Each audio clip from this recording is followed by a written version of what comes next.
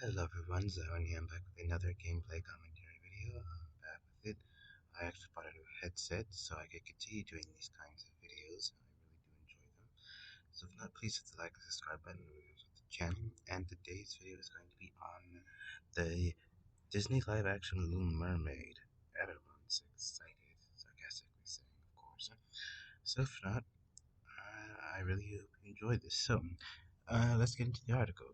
Disney's live action of The Little Mermaid stars Halle Bailey dismisses backlash against the film as a purely racist, as a black person you just expected. Uh, this is gonna hurt. So let's get into it. During her past setup as a tired media defense that any criticism of the latest product based on solely on bigotry, Disney's live-action Little Mermaid remake stars Halle Bailey has recently claimed she's found the backlash against the film's announcement to be expectedly racist.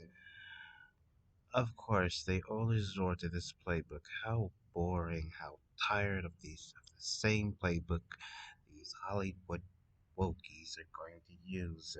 The more you use it, the more watered down it becomes. As the article continues, Bailey offered her latest thoughts on the discourse surrounding Disney's latest cash grab during an interview given to a fashion style centric magazine. The face, who bizarrely seen in the image below, treated her interview with the care and the style of a 1990s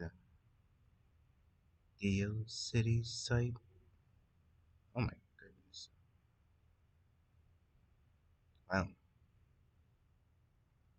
um, reflecting on the public's noted and widespread rejection of The Little Mermaid's first trailer response, largely fueled by the terrible quality of the film's visuals and Disney's decision to once again to play identity politics and race wiping one of their classic characters rather than present a black person significantly.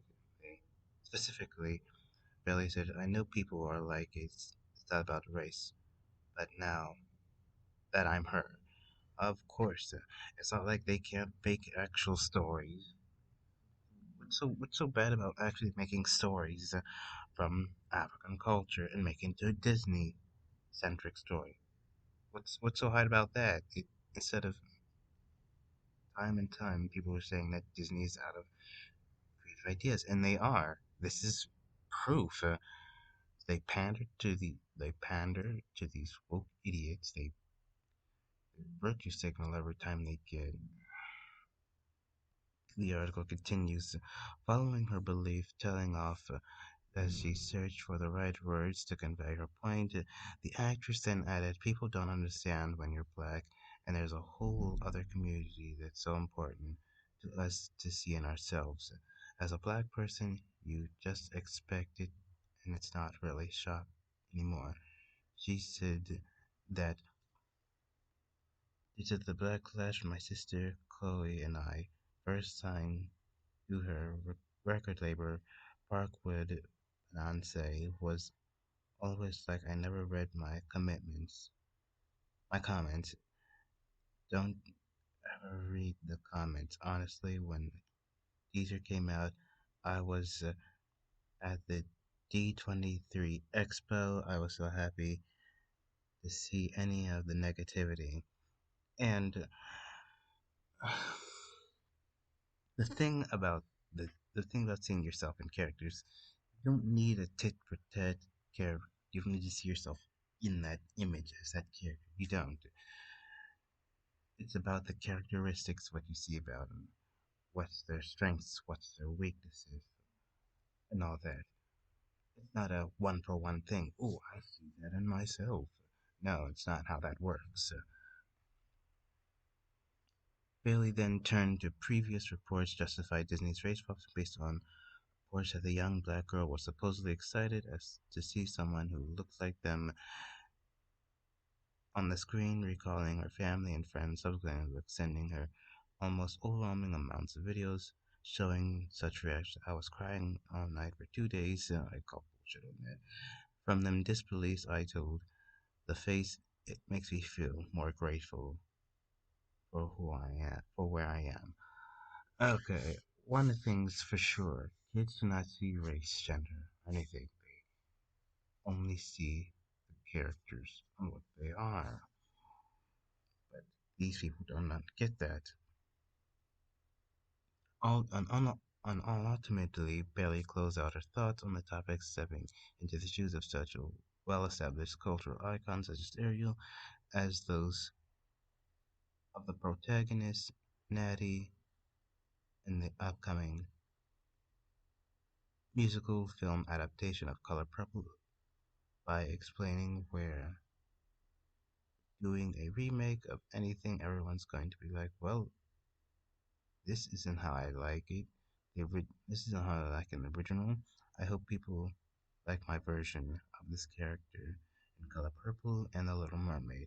She declared, at the same time, I'll respect if they don't.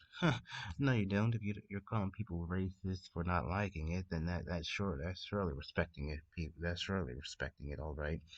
Uh, the audience found out that Bailey truly willing to stick to her supposed guns when The Little Mermaid swims into theaters on May 26th, 2023, and that's only a few months away from now. Jeez. But yeah, it it's just that we're tired of the identity politics shoved in movies. We're tired of the virtue signaling and everything that comes with this. Everyone's sick of it. Everyone is tired of it. But our next article is going to be on.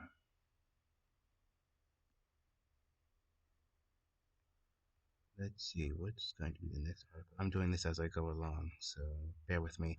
Disney Plus Hong Kong. Yes. Okay, so yet again, Disney kowtows to the CCP as usual. So Disney Plus Hong Kong removes episode of The Simpsons over reference to forced labor camps in China. Thanks to the joke referring to forced labor camps in China, Disney has pulled a recent episode of The Simpsons from the Hong Kong edition of their signature streaming service. No surprise there. Originally aired in October 2022, and the second episode that shows the 34th season of when Angry Lisa is seen Homer purchasing sanitary a stationary bike for Marge, seeking to get the most out of her new exercise equipment. Marge soon takes up a virtual fitness class with a professional trainer named Jesse, and over her episode goes on to growth and ever more closer before eventually agreeing to go on a private virtual trip together across the Great Wall of China. The joke, which caused the episode's removal, occurs on the big bike when they're during their trip across the famous landmark. Jesse remarks of March, "Behold the wonders of the world, China, wonders of China, Bitcoin mines for labor camps where children, smartphones, and romance."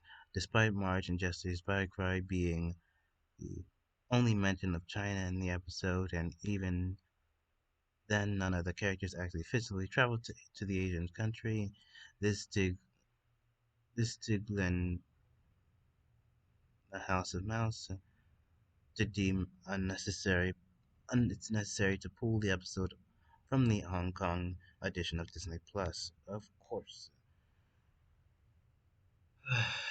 Man, Disney sure does love kowtowing to an authoritarian regime who's committing mass genocide. And Axios just says that Disney's move comes at a critical time for the relationship between the Chinese Communist Party, CCP, which has recently reopened the doors to Hollywood. Yes, as in reopen as in allowing Marvel uh to be in Chinese theaters, and I also heard that the Nike CEO also is on the board of Disney. Uh, I'm not sure about that, but The article continues that China is one of the most lucrative film markets in the world. Outside of the US, and Beijing is beginning to allow Disney films back into their theaters after banning most of their most popular during their most popular hits during the pandemic. And the outlet urges the outlet is also notes that the joke is unfortunate, rooted in politics, as the U.S. has accused of Beijing of genocide against the migrant Uyghurs, particularly the Asian country's west region of Xinjiang. Yes, it's happening. Disney and China have been in a rather rocky relationship for quite some time. In 2021, the entertainment giant ran into some trouble releasing their Marvel films in China, with the Chinese Communist country eventually banning it for nearly an entire slate. Post Spider-Man, Far From Home films, Black Widow, Shang-Chi, The Legend of Ten Rings, The Eternals, Sony's Disney co-produced Spider-Man No Way Home, from releasing within their borders. However, Marvel was caught in the much-needed break just last month officially announced that Black Panther Wakanda Forever god awful movie and Ant-Man and the Wasp Continuum are granted a February release dates. Good gosh. I heard such bad films about the new Ant-Man movie. Um, China previously barred Black Panther Wakanda Forever, Thor Love and Thunder releasing because of the cultural and political sensitive, nearly the fact that both films featured LGBTQ themes. As a Doctor Strange when the multiverse was also a topic as because China filmed feature presumably and accidentally in a scene finally of sinister yellow paper. This box is used by anti-communist newspaper Epoch Times. Ah, wow. CCP really hates this. More recently, whispers on the ground seem to indicate that in order to avoid such future lockdowns, Walt Disney Company and Marvel Studios will be educated their actors on the executive plays of communist China and refer to them as publicly criticizing the government's actions. Encouraging the reports, investors battle between Bob Iger and IKEA Pole Modern, Nelson Prez, Walt Disney Company, current and former CEO of hedge fund manager seeking a seat on the board, while Disney's company's current and former CEO, respectively, The Hollywood Reporter, Kim Masters and Alex Werpin, alleged that in the light of their latest releases being granted to release dates, Marvel's team members also schooled on watch the words. Basically, their big brother of Disney, everyone bows down to the CCP for their sweet, sweet money. And further noted in the tense situation, uh, the moment that Chinese villains in featured Disney films such as Tang Li's Wang Yu, arguably the most part of Shang-Chi's, which garners any amount of constant praise, are extremely unlikely. Yeah, so they're not doing so great, and if they have to bow down to authoritarian regime just to get money, then you know it's really bad. But yeah, if you enjoyed this video, please like, share, once again, share, rate, and I'm not sure what gameplay I'm going to do for this video, so it might be Bioshock, not sure, but I'll see you in the next one. Zarvan is